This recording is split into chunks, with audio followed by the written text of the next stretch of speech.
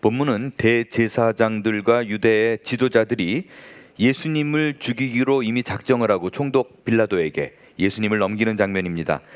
예수님을 넘겨받은 빌라도는 예수님이 죄가 없다는 걸 알았어요. 죄를 찾을 수가 없었습니다.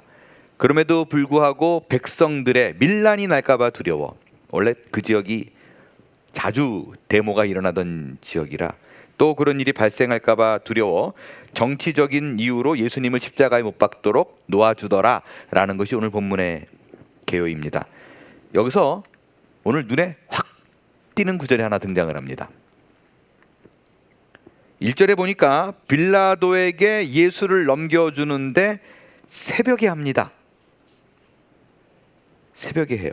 동트기 전에. 쉽게 생각해도 상식적이지 않습니다.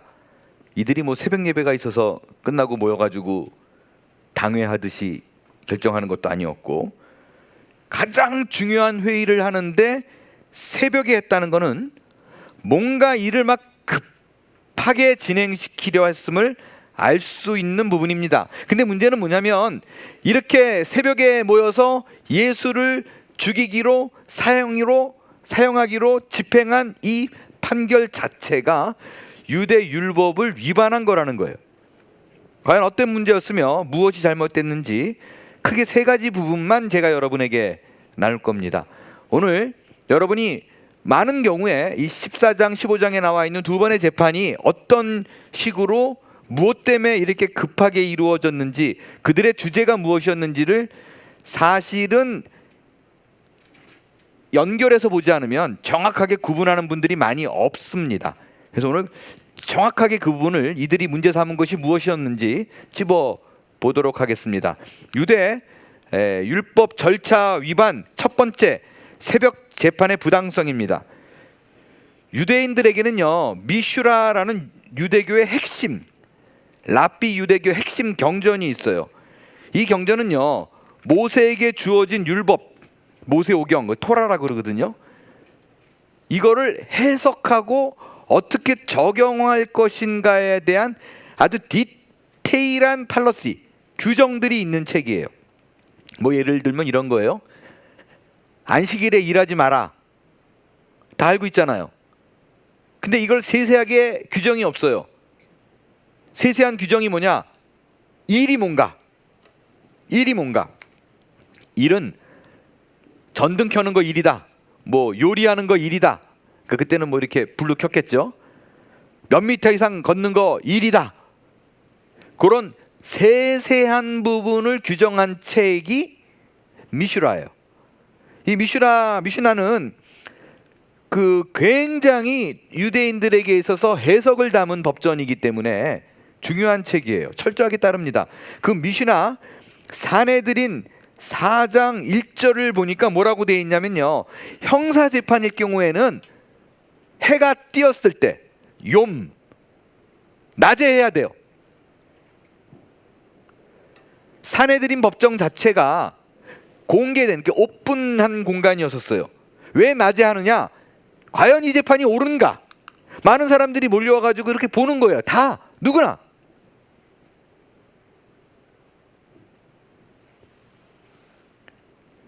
왜 낮에 하고 오픈된 광장에서 하는가?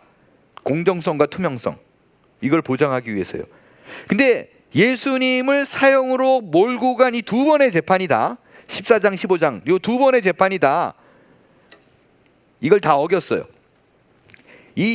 오늘 이 15장에 나오는 빌라도 앞에서의 재판 이전에 예비 재판이 있었어요. 유대인들끼리만 하는. 14장에 나와요. 이건 비공식적인 재판이에요. 대제사장에게로 예수를 끌고 가서 그 지도자들이 다 모인 일이 있었어요. 막 14장 바로 앞에 보면, 그러니까 시간 순으로 보면 이거예요. 예수님이 겟세마네 동산에서 기도한 것부터 생각해 볼게요. 예수님이 겟세마네 동산에서 기도하고 나오는데 횃불 들고 와가지고 예수님을 잡아가죠. 가룟 유다가 손등에 맞춰서 배반하고, 그 다음에 끌고 간 게 이 자리예요.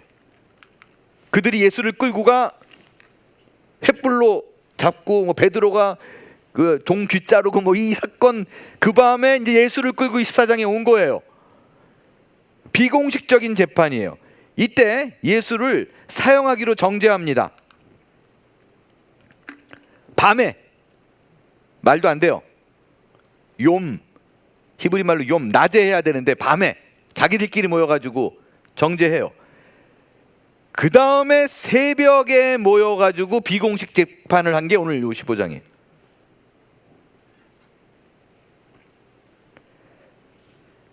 그러니까 이런 거가 있는 것 같아요.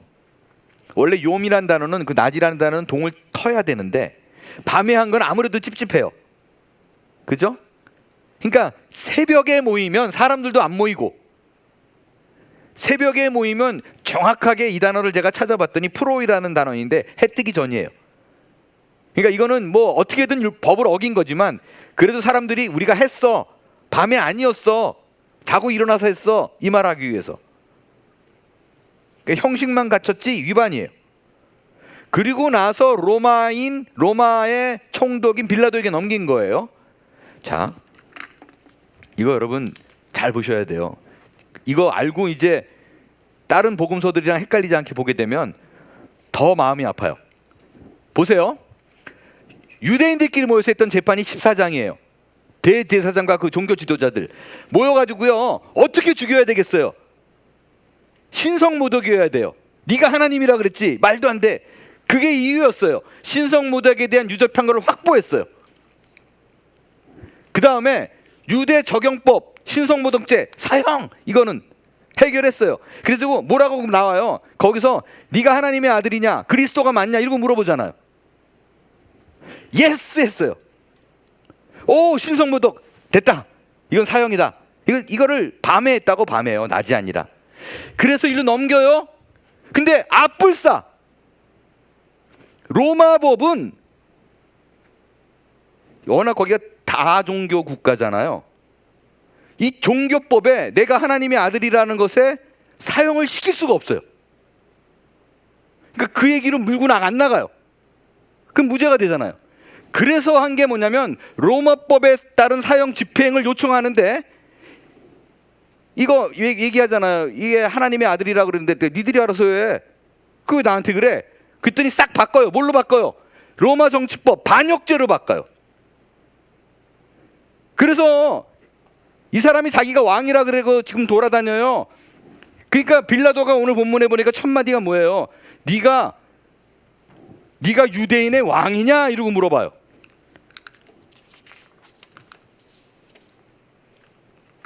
이해되시죠? 그래서 사형시킬 수 있었던 거예요. 원래대로 하면 안 되니까 싹 바꿨어요.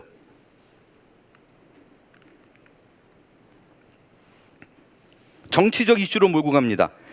다른 복음서에 보면 뭐라고 나와 있어요? 백성을 미혹하고 가이사에게 세금 바치는 것을 금하고 자칭 왕이다, 그리스도라고 얘기한다. 이거 얼마나 위험한 인물이냐? 유대 율법 전차 두 번째 위반한 거, 재판의 신속성과 편파성이에요. 앞서 말씀드린 미시나 사내들인 4장 1절을 보면요, 유죄를 선고하잖아요. 유죄! 그러면 이거를 집행하는 과정은 다음 날 해야 돼요. 이거 제가 다 찾은 거예요. 정확하게 그렇게 나와 있어요. 그날 하면 안 돼요. 엄연히 불법이에요. 근데 새벽에 모여서 예수님을 빌라도에게 넘겼고 신중한 심의 과정 없이 미리 결정된 사형이라고 자기네들이 만들어 놓고 강행했어요. 세 번째, 증인의 무죄와 조작.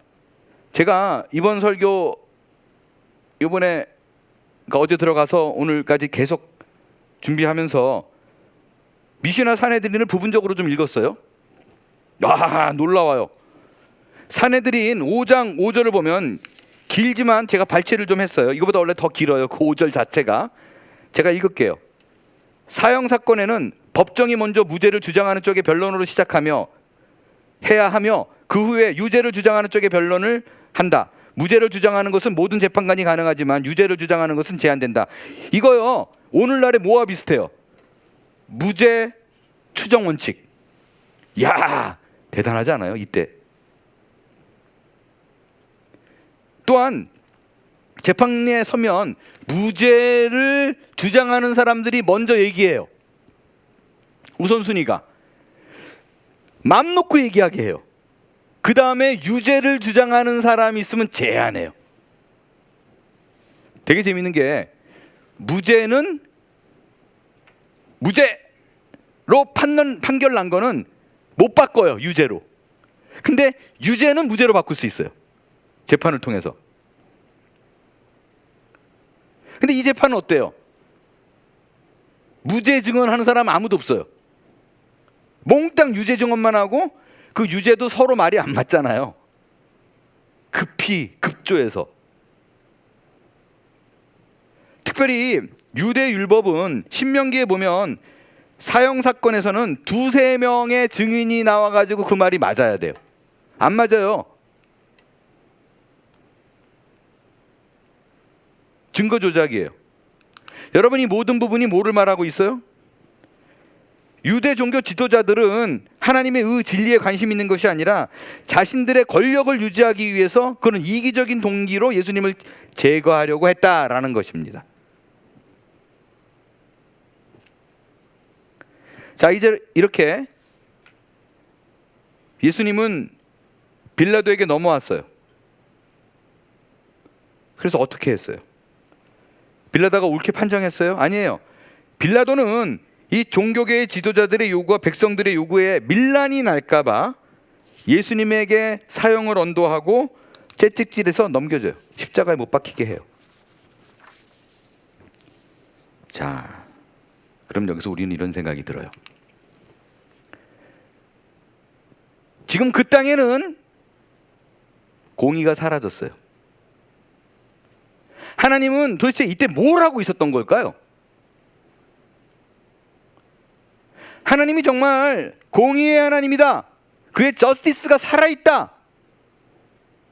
그럼 지금 악행을 저지르고 있는데 이들에게 불벼락을 내리고 예수님을 구해야 되지 않겠어요? 왜 침묵하는가? 왜 하나님은 아무 소리도 이때 안 하고 있는가?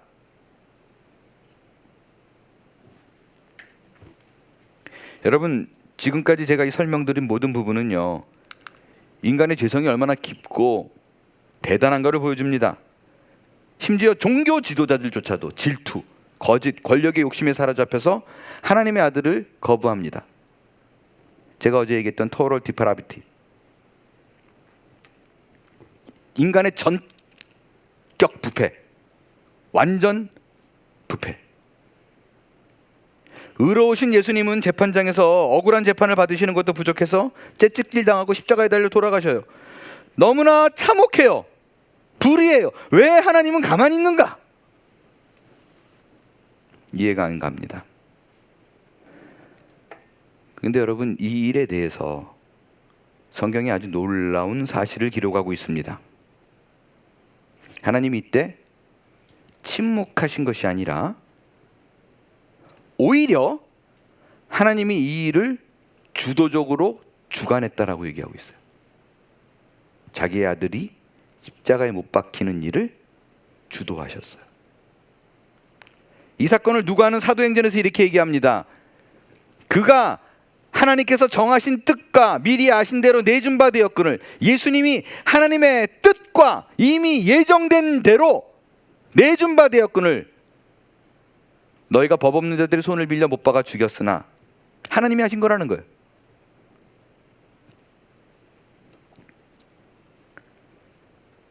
이어서 말하길요, 지금 우리가 살펴봤지만 헤롯 그 밤에 그냥 막 재판하고 급하게, 빌라도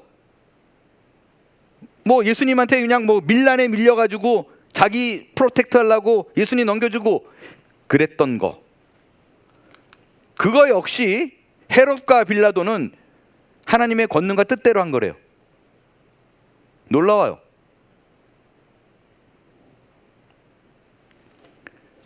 악을 하려고 주장했는데 하나님의 쓰임을 받았어요. 하나님의 작정에. 여러분, 역사의 주관자는 하나님이십니다. 아무리 인간이 끌고 가는 것 같아 보여도 결국에는 이 모든 것이 하나님의 주권 아래, 서버린티 안에, 그의 손 아래 있다라는 거예요. 이것을 믿는 믿음이 오늘의 척박한 현실을 사는 우리의 오늘을 이겨내게 할 것입니다.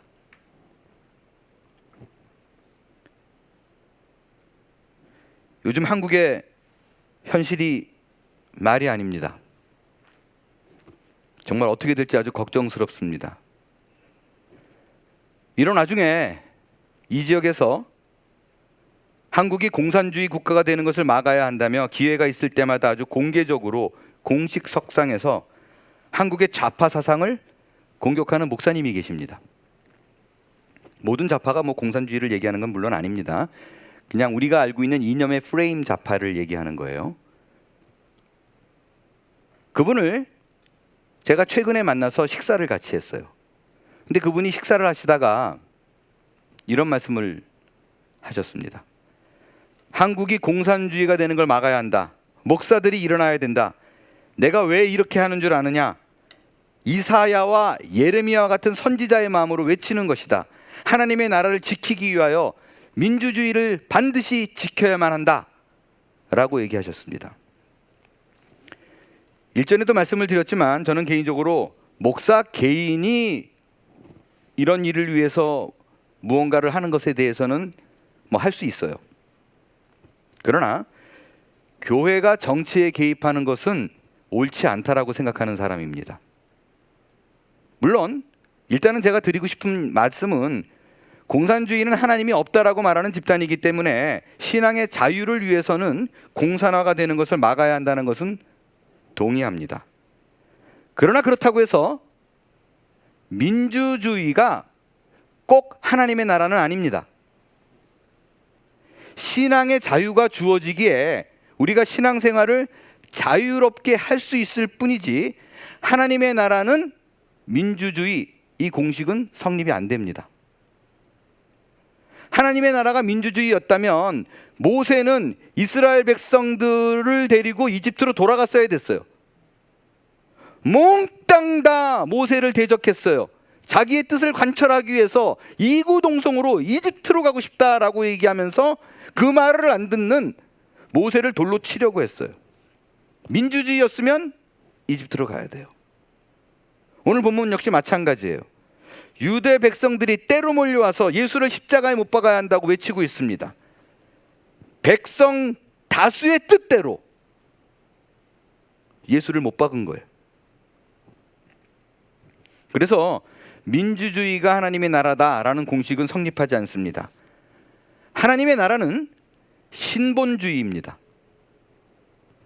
인간은 자율적 존재가 아니라 하나님의 통치를 받는 피조물임을 인정하면서 사회, 도덕, 지식, 역사의 중심을 인간이 아닌 하나님을 기준하여 다스리는 나라, 하나님 나라예요.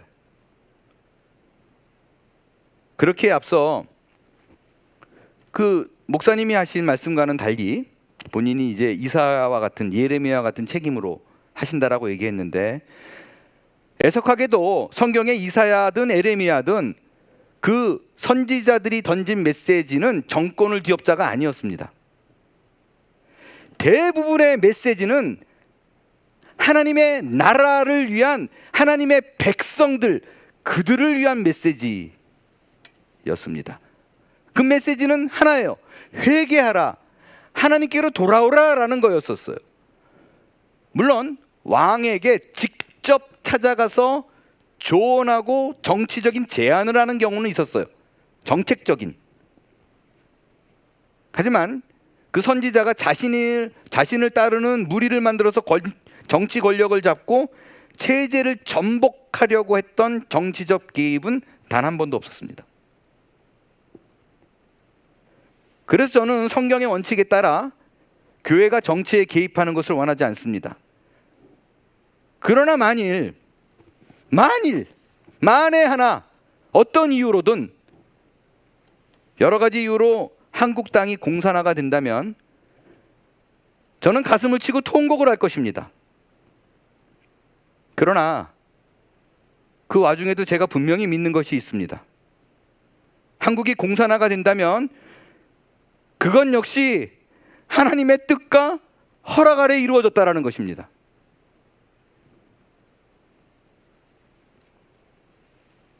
하나님이 때로는 회개치 않는 백성들을 식민지가 되게 하시고 방황하게도 하셨습니다.